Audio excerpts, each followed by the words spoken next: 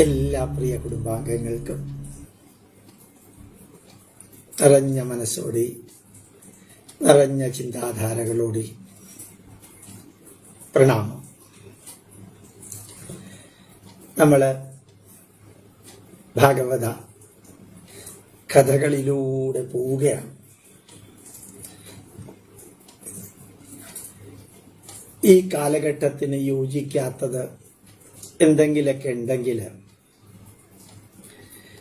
അതെല്ലാം ഭഗവത്ഗീതയിൽ ഭഗവാൻ കൃഷ്ണൻ പറഞ്ഞ പോലെ ഏവം പ്രവർത്തിതം ചക്രം, ഞാൻ നിരന്തരം പറയുന്നതാണ്, പുതിയതായിട്ട് പറയുന്നതല്ല. ഏവം പ്രവർത്തിതം ചക്രം ന അനുവർത്തയതീഹയ അഘായുരിന്ദ്രിയാരാമോ മോഘം പാർത്ത സജീവതി. കാലചക്രം തിരിയുമ്പോൾ അതിൻ്റെ ഒപ്പം തിരിയാത്ത ധർമ്മചക്രം, ആ ധർമ്മചക്രത്തോടൊപ്പം തിരിയാത്ത നമ്മളുടെ വീക്ഷണങ്ങൾ, നമ്മളുടെ ചിന്തകൾ, ധർമ്മചക്രത്തോടൊപ്പം തിരിയാത്ത ഗ്രന്ഥങ്ങള്, വീക്ഷണങ്ങള്, അതിനൊക്കെ കാലം അടിച്ചു തെറിപ്പിക്കും. ഇന്ന് ഭാരതത്തില് എത്ര പേര് വായിച്ചിട്ടുണ്ടാവും? Discovery of India, Glimpses of the World History, Letters to Priyadarshini, മഹാനായ നെഹ്റു എഴുതിയ പുസ്തകം 140 കോടി ജനതയിലെ എത്ര പേര് വായിച്ചിട്ടുണ്ടാവും? എത്ര ഭാഷകളിലേക്ക് അത് വിവർത്തനം ചെയ്തിട്ടുണ്ടാവും? Communist manifesto, Das capital, dialectical materialism എത്ര പേര് വായിച്ചിട്ടുണ്ടാവും? തിരിച്ച് നമ്മൾക്ക് സുദീർഘമായിട്ടുള്ള ചർച്ചകൾക്കുള്ള ക്ലാസ് അല്ലല്ലോ ഇത്. രാമായണം എത്ര പേര് വായിച്ചിട്ടുണ്ടാവും? അറ്റ്ലീസ്റ്റ് ഒരു ചാപ്റ്റർ എങ്കിലും. മഹാഭാരതം, ഭഗവത്ഗീത, ഉപനിഷത്തുക്കള്, വേദങ്ങൾ ഇപ്പോ വരുന്നത് സോഷ്യൽ മീഡിയയില് എല്ലാം എത്ര ധന്യമായിട്ട് വരുന്നത് പോലെ കമ്മ്യൂണിസത്തിന്റെ എത്ര വരികൾ വരുന്നുണ്ട് സോഷ്യൽ മീഡിയയിൽ? ഈ discovery of India, Glimpses of the world history, ഇതിന്റെ എത്ര കൊട്ടേഷൻസ് വരുന്നുണ്ട് സോഷ്യൽ മീഡിയയിൽ? ചിന്തിച്ചു നോക്കാം. സോഷ്യൽ മീഡിയയിൽ ഭഗവത്ഗീതയും ഭാരതവും രാമായണവും ഉപനിഷത്തുക്കളും പുരാണങ്ങളുടെ കഥാ കാലക്ഷേപം, പുരാണങ്ങളുടെ യജ്ഞങ്ങൾ, സപ്താഹം, നവാഹം യജ്ഞങ്ങളൊക്കെ. അതുപോലെ എന്തുകൊണ്ട് ഇതൊന്നും നടക്കണില്ല? 65 വർഷമേ ആയുള്ളൂ നെഹ്റുവിന്റെ പുസ്തകങ്ങൾക്ക്. 100 വർഷമായോ എന്ന് എനിക്ക് അറിഞ്ഞുകൂടാ. കമ്മ്യൂണിസ്റ്റ് മാനിഫെസ്റ്റോയും ഡയലക്റ്റിക്കൽ മെറ്റീരിയലിസവും ദ ക്യാപിറ്റൽ എന്ന പുസ്തകം, ഇതൊക്കെ 100-120 വർഷമൊക്കെ ആയിട്ടുണ്ടാവും. എന്തേ അത്ര കാലം നിന്നുള്ളൂ? ബാക്കിയുള്ളത് പോകുന്നത് എന്തുകൊണ്ടാണ്? ഇപ്പൊ പറഞ്ഞ മാതിരിയാണ്. കാലചക്രം തിരിയുമ്പോൾ ധർമ്മചക്രവും അതിനോടൊപ്പം തിരിയണം. ആ ധർമ്മചക്രത്തോടൊപ്പം തിരിയാത്ത വ്യക്തികള്, സംഘടനകള്, സ്ഥാപനങ്ങള്, പ്രസ്ഥാനങ്ങള്, പുസ്തകങ്ങള്, ഗ്രന്ഥങ്ങള്, സന്ദേശങ്ങൾ, ധർമ്മചക്രത്തോടൊപ്പം തിരിയാത്ത ഇപ്പൊ പറഞ്ഞതെല്ലാം അത് കാലം അടിച്ചു തെറിപ്പിക്കും, ചവറ്റുകൊട്ടയിലിടും. അതിനൊന്നിനും അത്ര പ്രാധാന്യമില്ല. പക്ഷേ ഋഷഭദേവന്റെ കഥ, ഞാൻ വീണ്ടും പറയുന്നു, കഥ, അത് കേട്ട നിങ്ങളുടെ കമന്റുകൾ എനിക്ക് അത്ഭുതം തോന്നി. ഒരു കഥയല്ലേ അത്? എന്നിട്ട് നിങ്ങൾ എത്ര ഗംഭീരമായിട്ട് അത് ആസ്വദിച്ചു. അതാണ് അത് വിലയിരുത്തി ഉൾക്കൊണ്ടു. കുറച്ചുകൂടി വേണം, അത്ര പോരാ സാർ എന്ന് എഴുതുന്നു. എന്തേ കാരണം? ഞാൻ പറഞ്ഞത് കൊണ്ടൊന്നുമല്ല. ഈ പുസ്തകമൊക്കെ ആയിരക്കണക്കിന് വർഷങ്ങൾക്ക് മുമ്പ് എഴുതിയതല്ലേ. എന്തുകൊണ്ട് ഇതിപ്പോഴും കേൾക്കാൻ ആൾക്കാരുണ്ടാവും? ധർമ്മചക്രത്തോടൊപ്പം ഭാരതീയ പൈതൃകം ചിരിയുന്നു. അതുകൊണ്ടാണ് ഇന്ന് ഷമീറ എന്ന് പറയുന്ന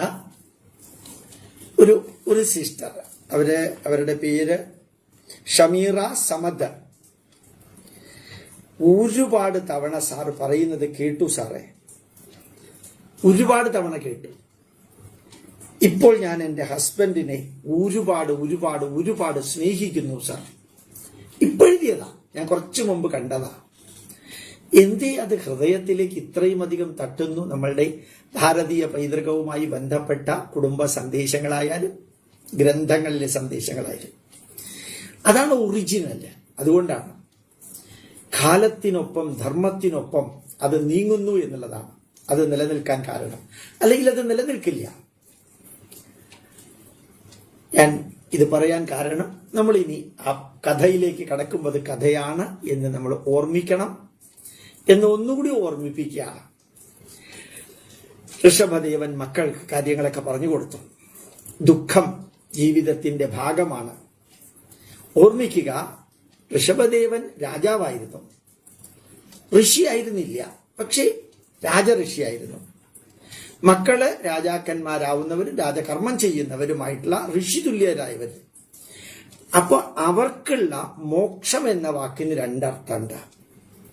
ഋഷിമാര് തമ്മിൽ സംസാരിക്കുമ്പോഴും ഉപനിഷത്തിന്റെ പരമകാഷ്ഠയിലെത്തുമ്പോഴും ആത്മീയതയുടെ പരമകാഷ്ഠയിലെത്തുമ്പോഴും നമ്മൾ മോക്ഷം എന്നുള്ളതിന് individual soul will get dissolved in the cosmic soul എന്ന് ബ്രയൻ എൽ വൈസർ കാതറിൻ എന്ന പെൺകുട്ടിയെ റിട്രോഗ്രസീവ് ഹിപ്നോട്ടിസം നടത്തിയപ്പോഴത്തേക്കും കിട്ടിയതാണ്. ജീവാത്മാവ് പരമാത്മാവിൽ അലിഞ്ഞു ചേരുന്നത് അബ്സൊല്യൂട്ട് മോക്ഷം, പാരമാർത്ഥിക മോക്ഷമാണത്. പിന്നെ പുനർജന്മമില്ല. പുനർജന്മമുണ്ടെന്ന് ശാസ്ത്രം 100% തെളിയിച്ചു കഴിഞ്ഞിരിക്കുന്നു. പുനർജന്മമുണ്ടെന്ന് science has accepted it. Nobody has rejected it. Many proofs are there for the reincarnation, rebirth. അപ്പോൾ നമ്മൾ ഓർമ്മിക്കുക, അവിദ്യ എന്നുള്ളത് വേദത്തിൽ വരുമ്പോ സയന്റിഫിക് ആൻഡ് ടെക്നോളജിക്കൽ നോളജാണ് വേദത്തിലെ അവിദ്യ. പുരാണത്തിലെ അവിദ്യ എന്ന് പറയുന്നത് അജ്ഞാനമാണ്. ഒരേ വാക്കിന് രണ്ട് സ്ഥലത്ത് രണ്ടർത്ഥമാണ്. വിദ്യാംച അവിദ്യാംച യസ്തദ് വേദ ഉഭയം സഹ. രണ്ടു തരത്തിലുള്ള അറിവുണ്ട്. വിദ്യ എറ്റേണൽ എക്സ്പീരിയൻഷ്യൽ സ്പിരിച്വൽ നോളജ്, അവിദ്യ എക്സ്റ്റേണൽ എക്സ്പെരിമെന്റബിൾ സയന്റിഫിക് നോളജ്. യജുർവേദത്തിന്റെ 40-ാം അധ്യായമായ ഈശാവാസ്യ ഉപനിഷത്തിലെ 9-ാമത്തെ വരിയാണത്, 9-ാമത്തെ മന്ത്രമാണത്. അവിടെ അവിദ്യ, വേദത്തിൽ മുഴുവനും അവിദ്യ സയന്റിഫിക് നോളജാണ്. പുരാണത്തിൽ അവിദ്യ മുഴുവനും അജ്ഞാനമാണ്. ഇപ്പൊ രണ്ട് സ്ഥലത്തും വിദ്യ കേൾക്കുമ്പോഴത്തേക്കും കൺഫ്യൂഷൻ ഉണ്ടാവരുത്. അതുപോലെ മോക്ഷം ഋഷിമാരുടെ വരികളിലും പ്രാർത്ഥനയുടെ വരികളിലും എല്ലാം പോകുന്ന മോക്ഷം ഇനി ജീവാത്മാവ് പരമാത്മാവിൽ അലിഞ്ഞു ചേർന്ന് പിന്നെ ഒരു ജന്മം വേണ്ട എന്ന അർത്ഥത്തിലുള്ള മോക്ഷം. മറ്റേ രാജാക്കന്മാരാകാൻ പോകുന്നവര്, രാജകീയ പ്രൗഢിയിൽ രാജകൊട്ടാരത്തിൽ കഴിയുന്നവര്, രാജഋഷിമാരെ പോലെ ജീവിക്കുന്നവർക്കുള്ള മോക്ഷം, ആ മോക്ഷം മോഹസ്യ ക്ഷയം മോക്ഷം. മറക്കരുത്, മോഹസ്യ ക്ഷയം മോക്ഷം. പരിധിക്കപ്പുറം ബന്ധനത്തോടു കൂടി ആഗ്രഹങ്ങൾ ഇല്ലാതിരിക്കുക. ആഗ്രഹങ്ങൾക്ക് പരിമിതി ഉണ്ടാവുക. ആ ആഗ്രഹങ്ങൾ മനുഷ്യന്റെ സ്ലേവ് ആകണം. മനുഷ്യൻ ആഗ്രഹങ്ങളുടെ സ്ലേവ് ആകരുത്. We should not become the slave of our desires and desires should become our slave. നല്ല വരികളാണ് ഇതെല്ലാം. അപ്പോ ദുഃഖമോചനത്തിന് അച്ഛൻ മക്കൾക്ക് പറഞ്ഞു കൊടുക്കുന്നു, മോക്ഷത്തിന്റെ മാർഗം കണ്ടെത്താൻ കഴിയാതെ ജനങ്ങൾ നഷ്ടദൃക്കുകളായി കഴിഞ്ഞുകൂടുന്നു മക്കളെ. നഷ്ടദൃക്കുകളായി ദൃഷ്ടികളായി എന്ന് പറഞ്ഞാൽ വീക്ഷണമില്ലാതെ എങ്ങനെ ജീവിക്കണം, എത്ര ജീവിക്കണം. എനിക്ക് 6000 രൂപയെ ശമ്പളമുള്ളൂ, ഞാൻ കയറിയിട്ട് 8 ലക്ഷം 10 ലക്ഷം 15 ലക്ഷം രൂപയുടെ കാറ് വാങ്ങിച്ചാൽ കാറിൽ പോകുന്നത് സുഖമാണ്. പക്ഷെ 5 കിലോമീറ്റർ 6 കിലോമീറ്റർ ലിറ്റർ പെട്രോളിന് കിട്ടുള്ളൂ. എനിക്ക് 10,000-ൽ താഴെയാണ് ശമ്പളം. എനിക്ക് കുടുംബം നോക്കണം, കാറിലിരുന്നാ പോരാ. ഇതാണ് നഷ്ടദൃഷ്ടികളായിട്ട്. വാക്കിന്റെ അർത്ഥം എത്ര നന്നാണ് നോക്കുക. അതായത് നമ്മൾക്ക് ഫാർ സൈറ്റഡ്നെസ് ഇല്ലാതെ, ഇപ്പൊ നമ്മളുടെ ആഗ്രഹങ്ങള് നമ്മളുടെ എല്ലാ കഴിവുകളുടെയും പരിധിക്കുള്ളിൽ നിന്നുകൊണ്ട് വേണം ആഗ്രഹങ്ങൾ. എന്ത് പ്രായോഗിക ഉപദേശമാണത് അല്ലേ? കേറി ലോൺ എടുത്തു, അവിടുന്ന് ലോൺ എടുത്തു, ഇവിടുന്ന് ലോൺ എടുത്തു, കൊണ്ടുപോയി ചിട്ടിയിൽ ചേർത്തു, എല്ലാം കൂടി ചേർന്നു. അവസാനം എന്ത് പറ്റി? എല്ലാം കൂടി തറയായി. ഇപ്പൊ സംഭവിച്ചുകൊണ്ടിരിക്കുന്നതാണ്. ഏതായാലും നഷ്ടദൃഷ്ടികളായി കഴിഞ്ഞുകൂടുന്നതിന് കാരണം ആഗ്രഹങ്ങളും പ്രതീക്ഷകളും നമ്മുടെ ആവശ്യങ്ങളും നമ്മുടെ പരിമിതികളെ മറന്നുകൊണ്ട് നമ്മൾ അതിന്റെ അടിമകളായി മാറുന്നു. അതിന്റെ ഫലമായി ഒരിക്കലും അവസാനിക്കാത്ത കാമങ്ങൾ, ആഗ്രഹങ്ങളുമായി ഭൗതിക സുഖ സാമഗ്രികൾ നേടാൻ രാവും പകലും വെമ്പി നടക്കുന്നു ഓരോ മനുഷ്യനും.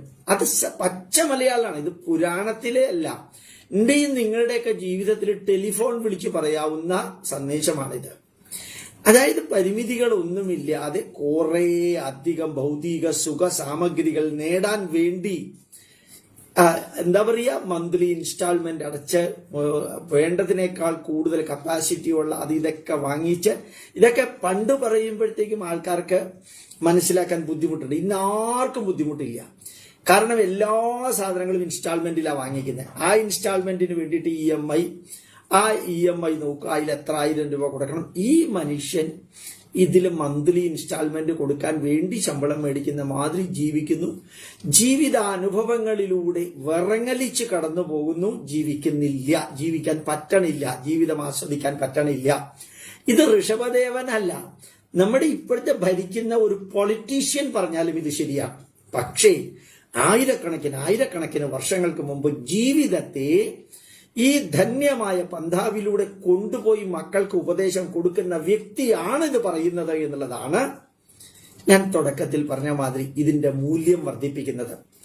ജീവിതത്തിൽ പങ്കുവച്ച വ്യക്തിയാണ്. ഇന്നലെ ഏറ്റവും കൂടുതലായിട്ട് പ്രചരിച്ചൊരു വാക്കുണ്ട്, ഒരിക്കലും ഒരാളോടും ഒന്നും പറയാതെ ഭാരതം ഹിന്ദു രാഷ്ട്രമാണെന്ന് പ്രവർത്തിച്ച് കാണിച്ചു കൊടുക്കുന്നു പ്രധാനമന്ത്രി എന്ന്.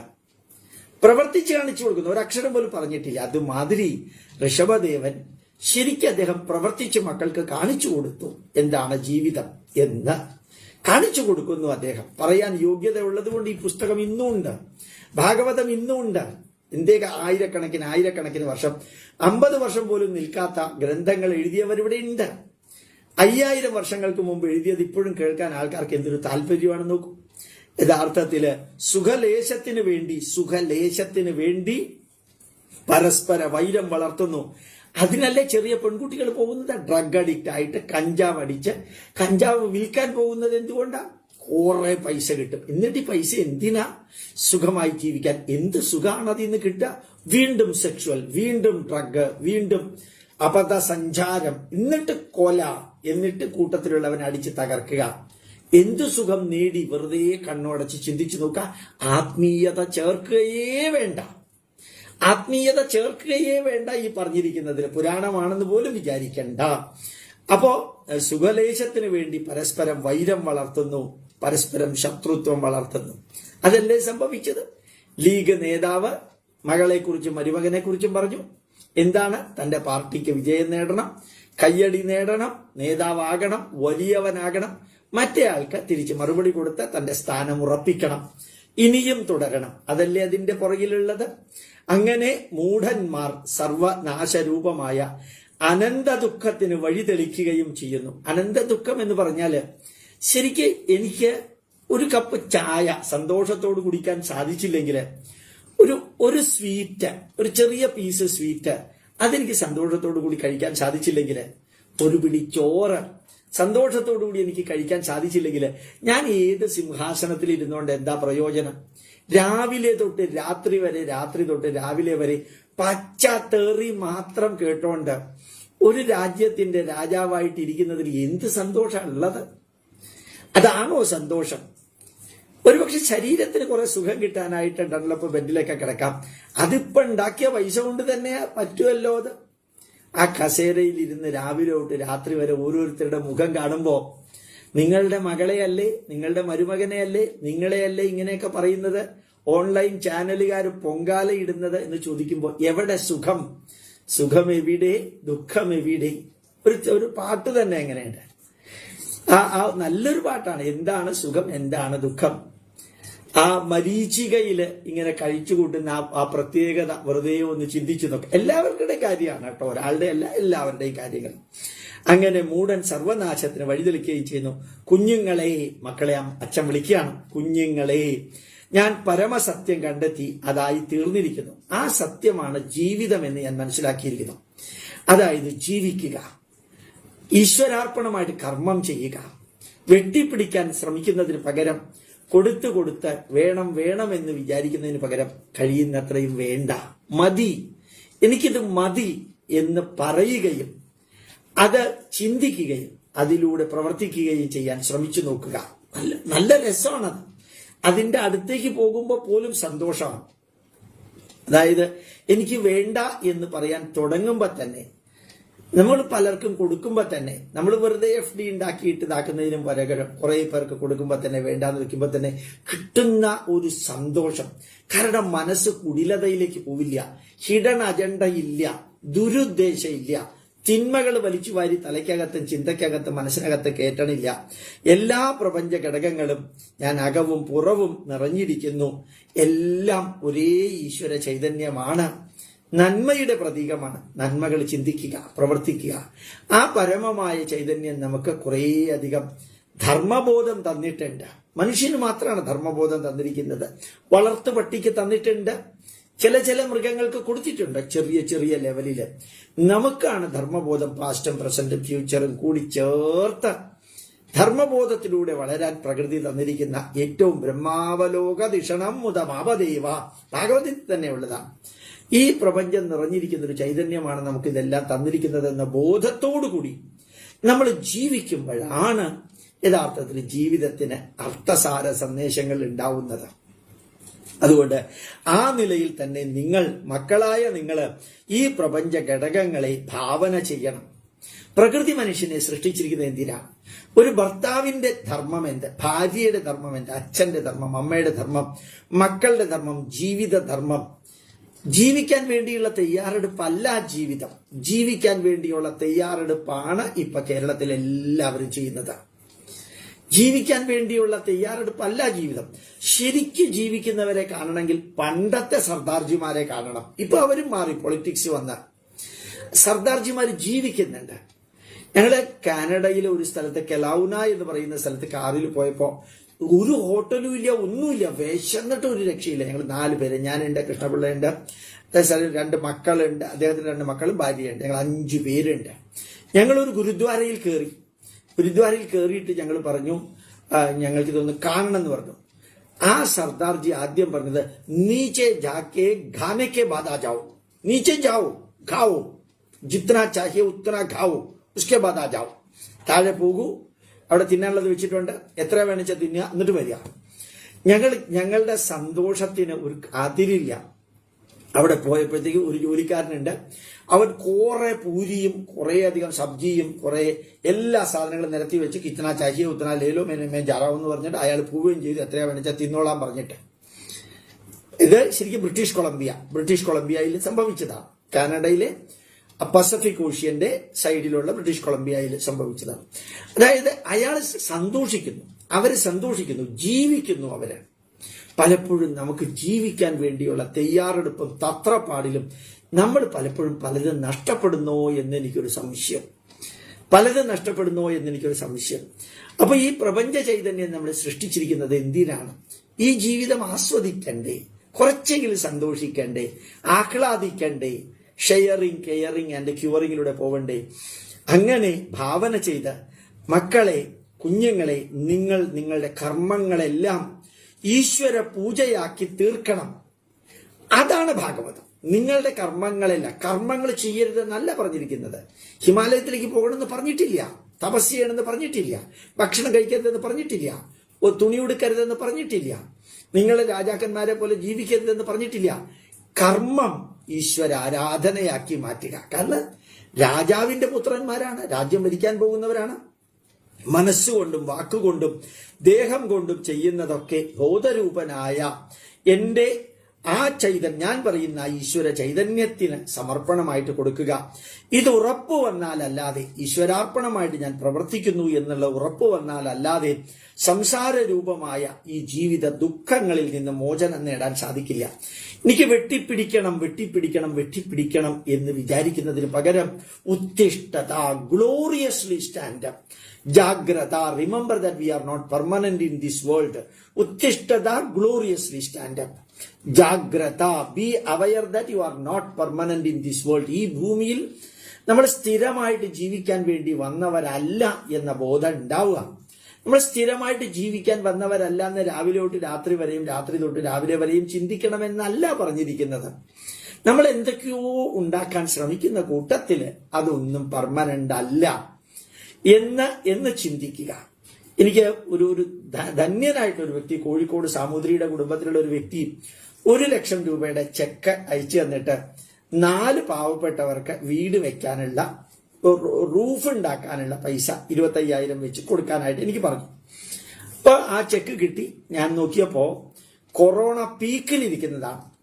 ആരുടെയെങ്കിലും വീടിന്റെ അടുത്ത് എന്നിട്ട് അവർക്ക് ആ റൂഫൊക്കെ ഉണ്ടാക്കാനുള്ള പൈസ കൊടുത്തിട്ട് അതിന്റെ മെറ്റീരിയൽ വാങ്ങിച്ചിട്ട് അതിന്റെ ബില്ല് മേടിക്കാൻ പാകത്തിന് ഒരു സ്ഥലത്ത് ഇറങ്ങാൻ പറ്റാത്ത രീതിയിൽ കൊറോണ.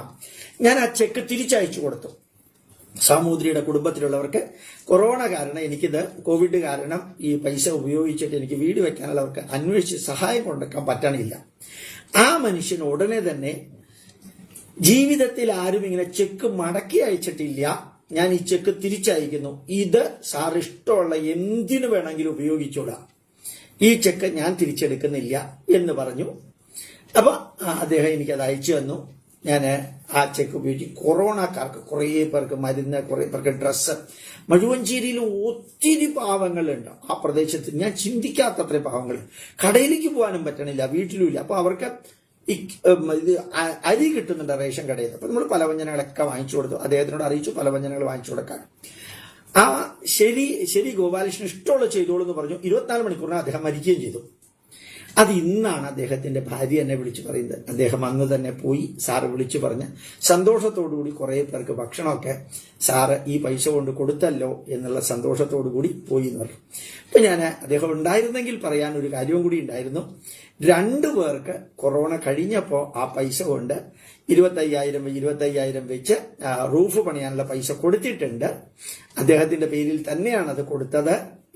പക്ഷെ ഇനി ആരോടാ പറയുക, അദ്ദേഹം പോയി കഴിഞ്ഞു എന്ന് ഇദ്ദേഹം പറഞ്ഞു. ഇവരിങ്ങനെ വിങ്ങുന്നുണ്ട് കുറെ സാമൂതിരിയുടെ കുടുംബത്തിലുള്ള, സാമൂതിരിയുടെ കുടുംബത്തിലുള്ളവര്. അപ്പൊ ആ ചെക്ക് പോലും തിരിച്ചയച്ച മനുഷ്യൻ വേണ്ടാന്ന് വെച്ചിട്ടാ തിരിച്ചയച്ചത്.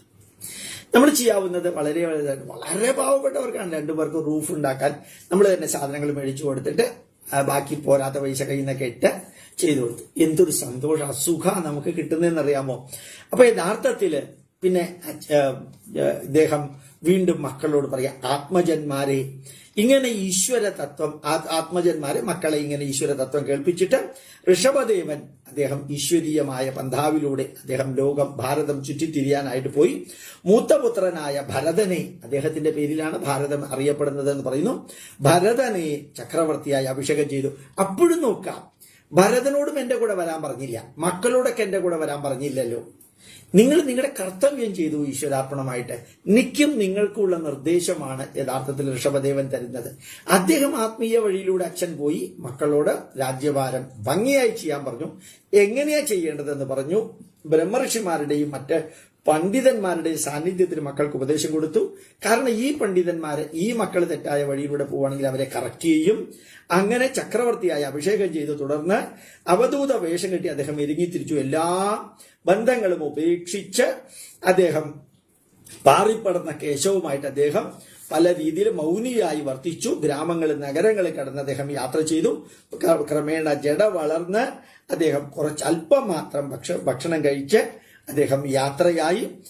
ശരീരത്തെക്കുറിച്ച് കാര്യമായിട്ട് ചിന്തിക്കാതെ, ഒന്നും തിരിഞ്ഞു നോക്കാൻ പോലും അദ്ദേഹത്തിന്റെ ജീവിതത്തിന്റെ വളരെ ഇമ്പോർട്ടന്റ് ആയിട്ടുള്ള ഒരു പാർട്ടാണ് ഇതിലുള്ളത്.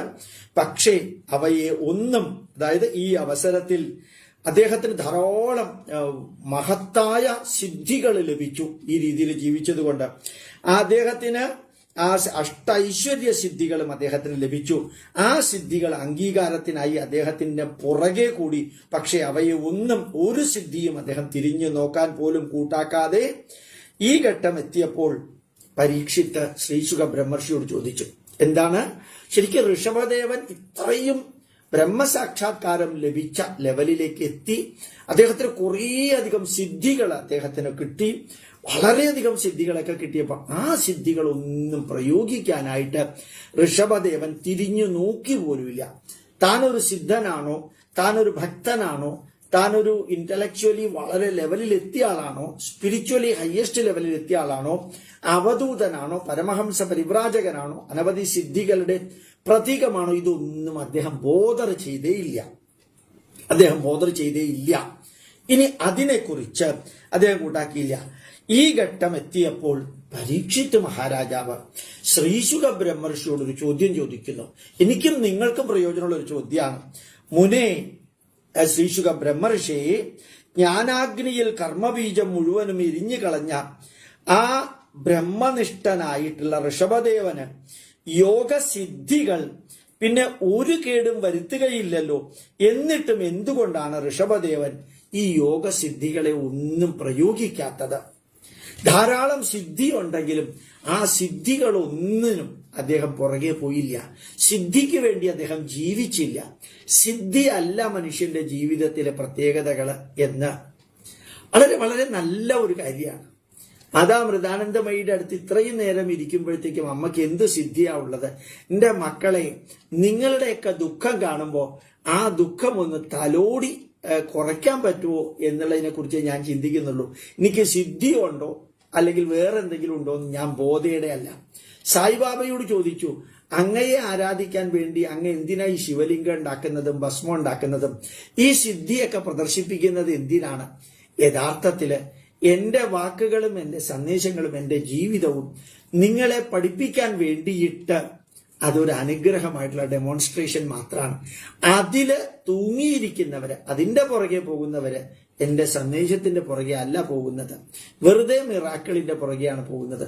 പോകേണ്ടത് കഴിയുന്നത്രയും വ്യക്തികൾക്ക് വിദ്യ കൊടുക്കുക, കഴിയുന്നത്രയും വ്യക്തികൾക്ക് വെള്ളം കുടിക്കാനുള്ള വെള്ളം കൊടുക്കുക, കഴിയുന്നത്രയും വ്യക്തികൾക്ക് ഔഷധം മരുന്ന് കൊടുക്കാം, കഴിയുന്നത്രയും വ്യക്തികൾക്ക് ഭക്ഷണം കൊടുക്കാം. 4 എണ്ണം. ഈ 4 എണ്ണം ചെയ്യാൻ എന്റെ കൂടെ നിൽക്കുന്നവർക്കൊരു ഒരു അനുഗ്രഹമായിട്ടാണ് ഞാൻ ഇതെല്ലാം കാണിക്കുന്നത്. ഇതിൽ നിങ്ങൾ ഒരു കാരണവശാലും ഒട്ടിപ്പിടിക്കരുത്. കഴിയുന്നത്രയും വ്യക്തികളെ പഠിപ്പിക്കുക, അവർക്ക് കുടിവെള്ളം എത്തിക്കുക, അവർക്ക് ഭക്ഷണം എത്തിക്കുക, അവർക്ക് രോഗത്തിനുള്ള മരുന്നുകൾ എത്തിക്കുക. അത് ഞാൻ നിങ്ങൾക്ക് കാണിച്ചു തരാം. സായി ഗംഗ എന്ന് പറഞ്ഞ കൃഷ്ണ ഗോദാവരി നദിയെ കണക്ട് ചെയ്തിട്ട് തമിഴ്നാട്ടിലേക്ക് ചെന്നൈയിലേക്ക് ഇപ്പോൾ വെള്ളം എത്തിക്കുന്നത് സായി ഗംഗ. UNOക്ക് പോലും പറ്റാത്ത ഒരു പ്രോജക്റ്റാണ് സായിബാബയുടെ പ്രവർത്തകർ ചെയ്തത്, കുടിവെള്ളം എത്തിക്കുക. ആ പ്രദേശം മുഴുവനും, പുട്ടപർത്തിയുടെ ചുറ്റുപാട് മുഴുവനും ഭക്ഷണം എത്തിക്കുന്നത് ഇവർ തന്നെയാണ്. സായിബാബ ഇന്ന് ജീവിച്ചിരിപ്പില്ല. 2 സൂപ്പർ സ്പെഷ്യാലിറ്റി ആശുപത്രിയിൽ ഇന്നും ഫ്രീ ആണ് സർജറി നടത്തുന്നത്. എവിടെന്നാ പൈസ കിട്ടുന്നത്? അപ്പോ അവിടെയുള്ള പ്രശാന്തി നിലയത്തിലെ ഒരു യൂണിവേഴ്സിറ്റി തന്നെയുണ്ട്. ഈ യൂണിവേഴ്സിറ്റിയുടെയും ഈ കുടിവെള്ളത്തിന്റെയും ഈ ഭക്ഷണത്തിന്റെയും ഈ സർജറിയും ഇത് നിങ്ങളെ കൊണ്ട് ചെയ്യിപ്പിക്കാൻ മാത്രമാണ് സിദ്ധി. ഇപ്പൊ ഋഷഭദേവന് പബ്ലിക്കുമായിട്ടൊരു ബന്ധമില്ല.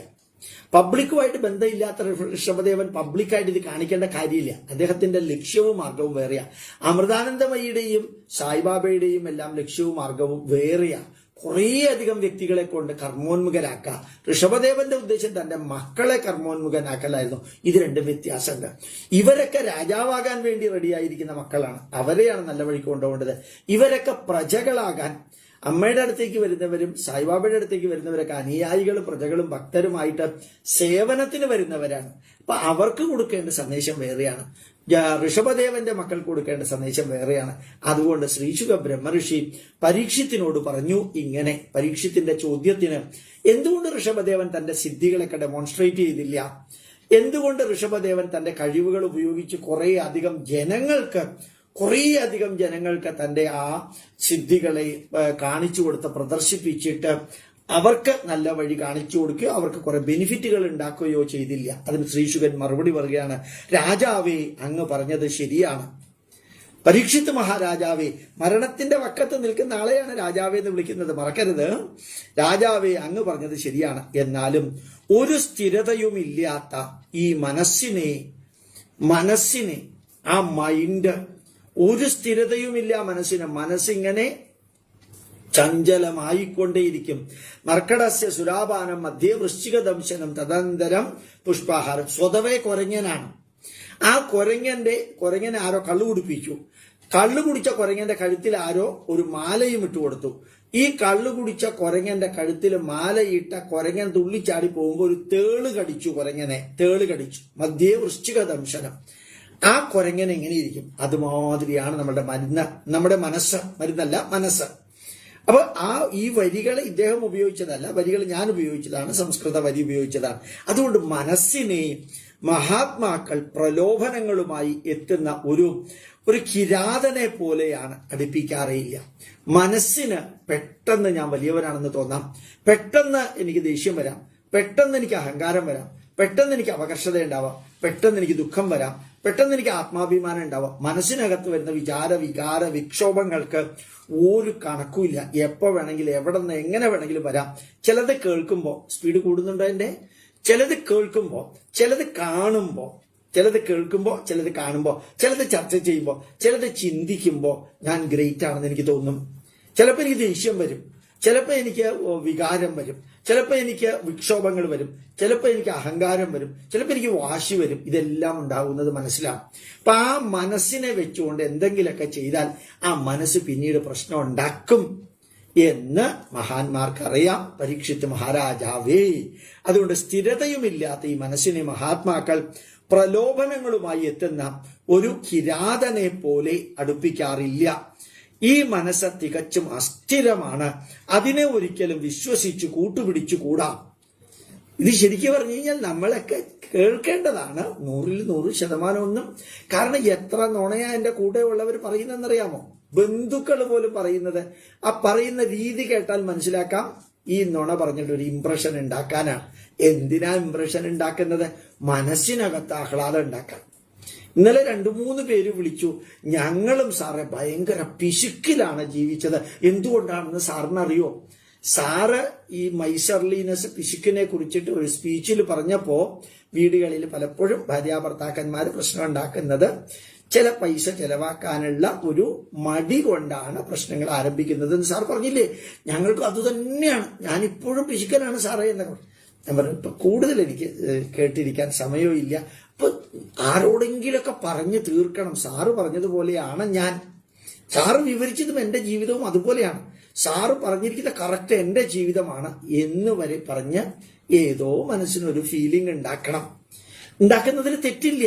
പക്ഷേ അതുണ്ടാക്കാൻ വേണ്ടി മനസ്സ് വെമ്പൽ കൊള്ളുന്നു എന്ന് ശ്രീശുക ബ്രഹ്മർഷി പരീക്ഷത്തിനോട് പറഞ്ഞു എന്ന് ഞാൻ പറഞ്ഞു എന്നേ ഉള്ളൂ. അതുകൊണ്ട് ഈശ്വരീയ ഗുണങ്ങളുള്ളവര്, ഋഷിമാര്, താപസന്മാര്, സിദ്ധിയുള്ളവര് പോലും ചിലപ്പോഴും അവരുടെ ജീവിതം നഷ്ടപ്പെടുത്തി കളയും മനസ്സിനടിമയായിട്ട്. ശരിയാണ്, അവരുടെ ജീവിതം നഷ്ടപ്പെടുത്തി കളയും മനസ്സിന് അടിമയായിട്ട്. അതുകൊണ്ടാണല്ലോ ഒരാൾ പരപ്പന ജയിലിൽ 1 വർഷം കിടക്കേണ്ടി വന്നത്. അതുകൊണ്ടാണല്ലോ DNA ടെസ്റ്റ് ചെയ്യേണ്ടി വന്നത്. അതുകൊണ്ടാണല്ലോ സ്വാഹ പറഞ്ഞവന്റെ പുറകെ NIA പോവേണ്ടി വരുന്നത്. അതുകൊണ്ടാണല്ലോ ഗവൺമെന്റ് പ്ലീഡറുടെ കാര്യം കുത്തുവാളെടുക്കുന്ന ലെവലിലേക്ക് എത്തിയത്. കാരണം സമൂഹത്തിൽ ഒന്നുമല്ലാത്തവൻ എന്തെങ്കിലുമൊക്കെ ആണെന്ന് വരുത്തി തീർക്കാൻ, പേരും പ്രസിദ്ധിയും പെട്ടെന്ന് കിട്ടാൻ വേണ്ടി സോഷ്യൽ മീഡിയയില് നിലനിൽക്കുന്ന ധാർമ്മിക മൂല്യങ്ങൾക്കെതിരെ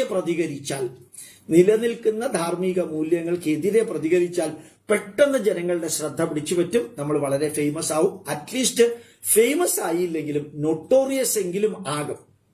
ആ നൊട്ടോറിയസ് ആവുമ്പോൾ നമ്മളെല്ലാവരും അറിയും. അങ്ങനെയാണല്ലോ ഐഷ സുൽത്താനയ്ക്ക് സംഭവിച്ചത്, സിദ്ദിഖ് കാപ്പന് സംഭവിച്ചത് അങ്ങനെയാണല്ലോ.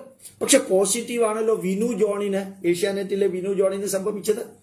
വളരെ പോസിറ്റീവ്. പക്ഷെ അവർ ധർമ്മത്തിന്റെ കൂട്ടത്തിൽ നിന്നു. അഡ്വക്കേറ്റ് ജയശങ്കർ വളരെ പോസിറ്റീവായിട്ടല്ലേ നിൽക്കുന്നത്. ഇവിടെ ചിന്തിക്കാൻ പോലും പറ്റാത്ത രീതിയിലല്ലേ നമ്മളുടെ സംഗീത രചയിതാവ് ശ്രീകുമാരൻ തമ്പി പ്രതികരിച്ചപ്പോഴത്തേക്കും അവർ നൊട്ടോറിയസ് ആവാൻ വേണ്ടിയിട്ടല്ല, മനസ്സിൽ ഉറച്ച പോസിറ്റീവ് ഉപയോഗിച്ച് അതിലവർ വേറെ റിപ്ലൈ കൊടുക്കാനൊന്നും നിന്നില്ല. പറയാനുള്ളത് പറഞ്ഞു. ഇത്രയും മഹാനായതുകൊണ്ട് എല്ലാവരും ഏറ്റെടുത്തു.